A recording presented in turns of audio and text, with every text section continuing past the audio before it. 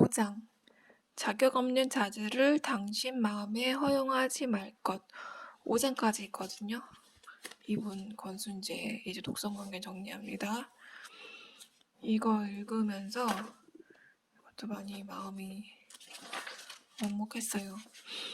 당신은 그들이 말하는 그런 존재가 아니다. 되게 안 좋게 얘기를 하거든요. 그들은 당신한테 분노. 그들은 결코 사과하지 않는다. 그들의 특징이에요. 항상 우기죠. 사람을 때려놓고도 사과하지 않아요. 폭언을 해놓고도 사과하지 않아요. 그 사람들의 특징이에요. 분노가 삶을 태우도록 두지 말 것. 그러니까 이 사람들로 인해서 폭언이나 폭행을 받았으니까 분노가 생기잖아요. 근데 그 분노를 잘 해결을 해라는 얘기예요. 통제할 수 없는 분노. 이게 갑자기 폭발할 수도 있어요. 근데 그렇게 폭발하지 말고 사회적으로 좀 납득이 가게 폭발을 해라. 분노를 해라. 이런 얘기거든요.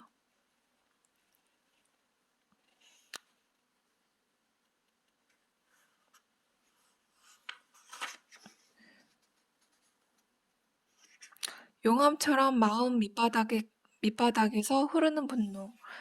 그러니까 그 독성 관계에서 그런 학대를 당하고 그런 스토킹을 당하고 그런 이간질을 당하고 하면은 나는 아무렇지도 않은 척하고 있지만 그 분노가 내 마음속에 자리 잡고 있다.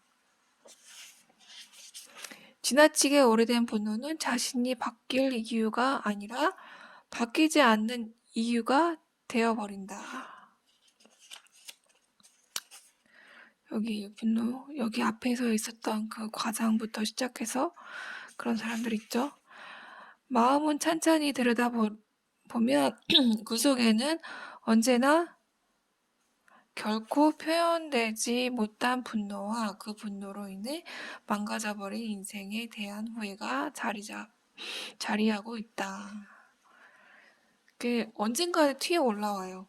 내 마음속 내가 그거를 그 폭행, 폭언 그런 걸 겪었을 때 그런 거를 내가 그냥 마음속으로 이렇게 있어도 그게 언젠가는 튀어 올라온다.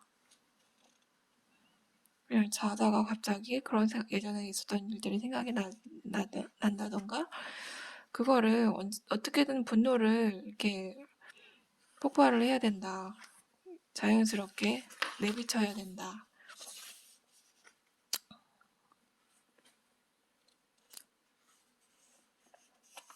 자신의 정신을 독성관계로부터 지키기 위해서는 주변 환경의 영향을 차단하여야 한다. 아니면 내가 계속 분노가 쌓이거든요.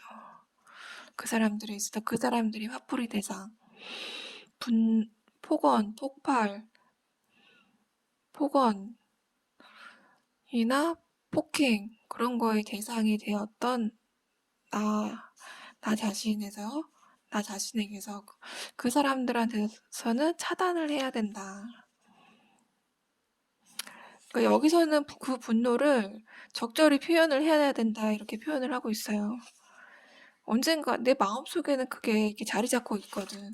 내가 의식하지 하든지 안 하든지 그거를 표현하지 않으면 언젠가는 10년이든 20년이든 그것은 나타난다. 결코 사라지는 것은 아니기 때문이다. 그 분노라는 게 폭언, 폭행 이런 이간질 이런 거를 당했을 때 겪었을 때 내가 아무렇지도 않고 있지만 결국에는 언젠가는 이렇게 드러난다는 거예요. 10년이든 20년이든. 여기 줄을 많이 그었는데 이건 다 읽어도 좋을 것 같아요. 자, 다 글들이 너무 먹먹한데 속이 후련해요. 이런 식으로 적절하게 방법을 하라. 나에게 지금 당장 나에게 한 그 행동 다른 사람 앞에서도 할 수 있어? 할 수 있습니까? 이렇게 한번 얘기를 한번 해보세요. 이 사람이 나한테만 그렇게 하는지 다른 사람한테도 그렇게 표현을 하는지, 아니면 내가 화풀이 대상, 독성 관계에 있어서 그런 관계가 되지 않기 위해서는 미련. 하지만 당신은 그대를 바꿀 수 없다. 사람을 바뀌지 않는다는 얘기가 나와요. 청소년기가 지나서 다 큰 어른들은 결코 바꿀 수 없다. 그러니까 조금은 미련이 남죠. 그래도 그 사람이 바뀌지 않을까? 한 20, 30대까지는 이런 생각을 했던 것 같아요. 미련에 의해 재시작된 관계는 많은 경우 아예 시작하지 않는 것보다도 더 못된 참담한 결과를 만들어내곤 한다. 이것도 일단 겪어본 사람은 알 거예요. 절대로 바뀌지 않는다. 생존자의 상처는, 그러니까 독성관계에서 벗어난 사람, 생존자의 상처는 최악의 상태로 재현되고 이들은 더욱더 끔찍한 기억을 가지게 된다. 내가 이렇게 이 세상을 즐거운 세상으로 지내려고 태어났는데 이런 사람들에 의해서 너무 최악의 상태로 지낸다는 것 자체가 너무 화가 나잖아요.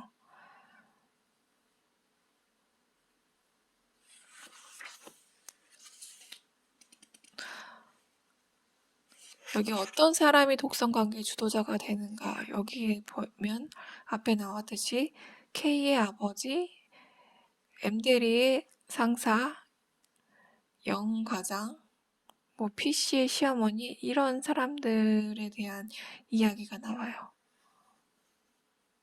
근데 이 사람들은 전체적으로는 그냥 괜찮은 사람인데 오직 단 몇 명의 사람들에게만 악마가 되었다. 주변 사람들한테는 아주 잘하는 것처럼 하는데 이 사람들은 그 사람들의 악마성을 단 몇 명의 사람들에게만 악마가 되었다. 이게 더 슬프죠. 그러니까 조금 결국에는 이 사람이 좀 착해니까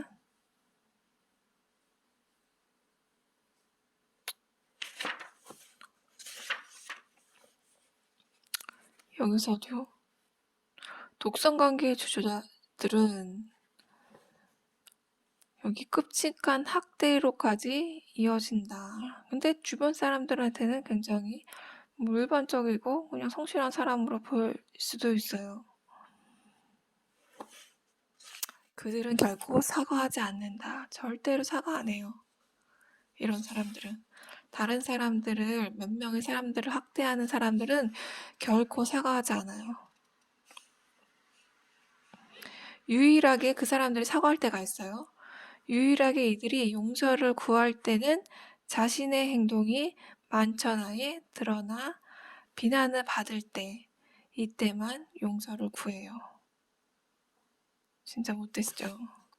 마음속에서는 사과하고 싶은 마음 전혀 없는데 다른 사람들에게, 대중에게 질타를 받을 것 같을 때만 용서를 구해요.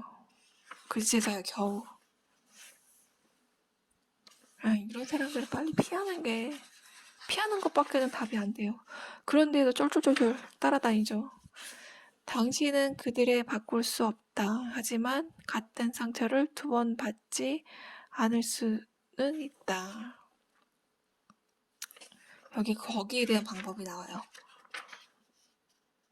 그 사람들을 어떻게 하면. 여기 고립감이 나와요. 그 가해자들은 항상 고립시키거든요. 희생자를 짓밟는 편견과 오만한 조언에 맞서. 대중들은 일단 희생자 편에 들지는 않아요. 일단 약간 오만하게 그거를 평가하는 사람들이 있다. 이런 식으로 말하죠. 결국은 이해를 하지를 않아요. 모리에라는 벽에 부딪히기도 한다. 어떻게 하냐? 그들도 인간이니까요. 당신은 그런 완벽한 사람인가요? 그런 사람들 그렇게 할 수 있다. 이런 식으로 얘기하죠. 에이, 요즘 세상에 그런 집이 어디 있어? 아마 내가 무언가를 오해하고 있는 거겠지. 설마 그러겠어? 이렇게 이해를 못해. 이 사람은 조심스럽게 이야기를 한 건데 아무리 그래도 그렇지 그런 일을 할 만한 그런 일 한 번 있었다고 어떻게 가족하고 연을 끊어요? 끊을만 하면 끊겠죠. 얼마나 마음이 안 좋고 얘기해봤자 기분만 안 좋은데 뭐하러 그 사람들을 만나겠어요. 정중하게 다루어지지 못하는 아픔들, 가족 간의 문제뿐만 아니라 오랫동안 자신이 다니던 회사의 사장에게 성추행과 성희롱을 당해온 젊은 여성이 용기를 내어 세상에 자신이 당한 피해를 알린다. 결국에는 이분이 듣는 건 꽃뱀이라는 둥, 돈을 원해서 이런다는 둥, 이런 말을 들음에도 불구하고 용기를 내서 이 사람은 얘기해요. 이분은 상처 입힐 것을 아래와 같은 진지하고 통찰력 있는 척하는 반응들이다. 이분이 용기를 내서 그 성추행에 대해서 얘기를 했을 때 바보같이 그런 걸 왜 당하고 있어? 그렇게 힘들었으면 그때 바로 말하지 그랬어. 이런 거. 그러한 문제를 계속 당하는 건 너의 인정 욕구 때문이야. 무의식적으로도 사실 너도 그러한 관계가 필요했던 거지. 너무 끔찍하죠. 이런 말을 하는 것 자체가. 그동안 그러한 관계에 머물러 있었다는 것도 너의 선택 아닐까? 진짜 못됐죠. 근데 여기서 이렇게 해석을 해줘요. 이 작가님이 어떻게 얘기를 해주냐. 우리는 우더른한테 잘해야 된다는 얘기를 항상 듣고 살았죠. 우더른이 선을 넘더라도 참아주는 것이 도리이며 예의라 믿었기에 혹은 자신의 상처를 드러낸 후 받게 될 비난, 꽃뱀이라든지 돈 때문에 저런다는데 이런 소리를 분명히 들을 거잖아요. 비난이 두려웠기 때문에 그녀는 모든 것을 감내하면서 지냈다. 그것은 결코 쉬운 일이 아니었으며 그녀는 매우 오랜 시간을 고통스러웠고 고독하게 지내야만 했다. 근데 매일매일 봐야 하는 회사였어요. 더 끔찍했을 것 같아. 한 번 겪고 말 일이 아니라 회사에 돈 버는 데서 성추행을 당하면서 이러한 관계에서 그녀의 선택이었던 것은 본질적으로 아무것도 없었다. 이 신고한 이 여자분의 선택은 아무것도 없었다는 거죠. 그냥 선택이고 이렇게 통찰 있는 척 얘기하는 사람, 똑똑한 척 얘기하는 사람들, 이 상황이 돼봐야지 알죠. 성추행. 끔찍하죠. 성추행하는 거. 그냥 여자들 몸을 꾹꾹 막 만지는 거잖아요. 막 찔러보고. 사람으로 보는 게 아니죠. 감정이 있다고 생각을 안 하는 거죠.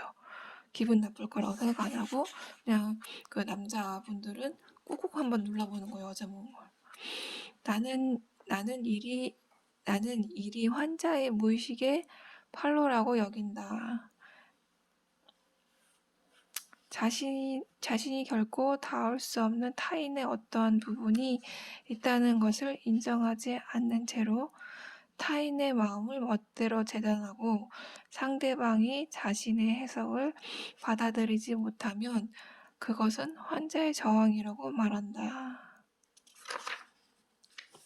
남자들이 참 못했어요. 이런 거 보면. 물론 몇 명의 여자분들도 좀 그렇기는 하죠. 이런 관계에 있어서 조력자가 되는 사람들이 가끔 여자분들이 조력자가 되기도 해요. 희생자의 정신적 비밀스러운 욕동을 파악하는 것이 무슨 의미가 있겠는가. 애초에 희생자의 욕망은 나설 자리를 잃었기에 그 주인의 말과 행동에 어떠한 영향도 끼치지 못하고 있는데 말이다. 그러니까 내 자신이 주인이 된다는, 내 스스로가 나 자신의 주인이 되어야 되는데 그 주인이 되지 못한다는 말인데 너무 참 먹먹해요. 말도 못하고.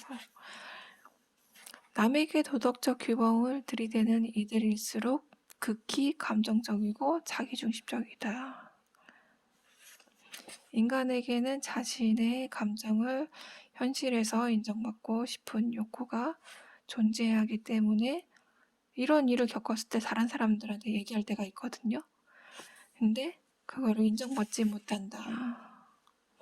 그럼 더 슬프지 않을까요? 내가 말을 해봤자 인정을 못 받아. 얘기해봤자 상대방의 입장에 서서 비판을 최소화하며 들어주게 된다. 근데 합리적인지 비합리적인지 옳은지 그른지보다는 그 사람의 마음의 평화를 더 중요시하기 때문이다. 일단 들어주는 거죠. 상처받는 인간은 자신을 전체적으로 인식하게 되며 진정으로 바라는 영향을 바라볼 수 있게 되고 스스로를 더 신뢰하게 된다.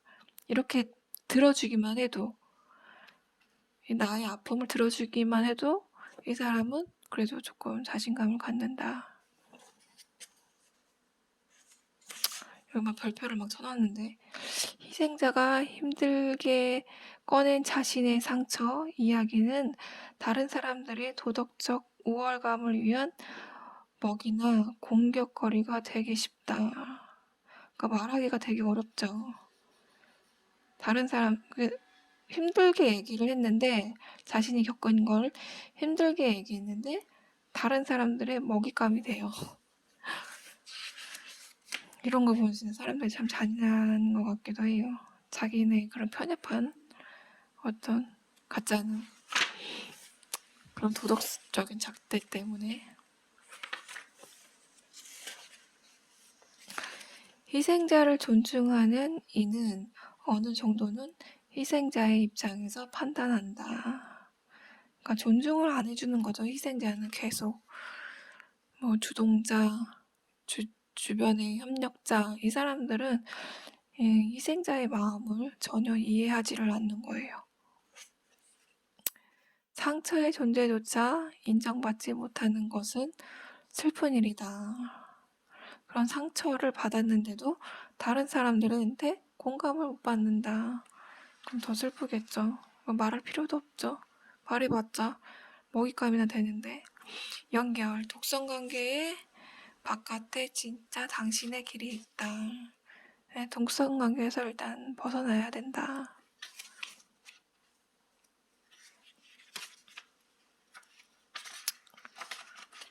여기 얘기들이 너무 속이 후련해서 너무 좋아요. 존재, 당신의 마음이 당신을 위해 움직이도록. 그러니까 내 마음의 주인은 나.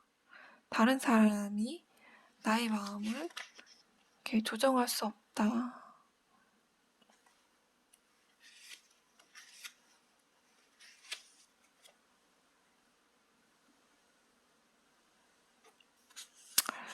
여기서 고립에서 벗어나 생존을 위해 다음 장소로 걸어나가는 것은 전통이나 인간 사회에 대한 배신이 아니라 인간이 수천 년간 투쟁하면서 얻어낸 진정한 인간다움이다.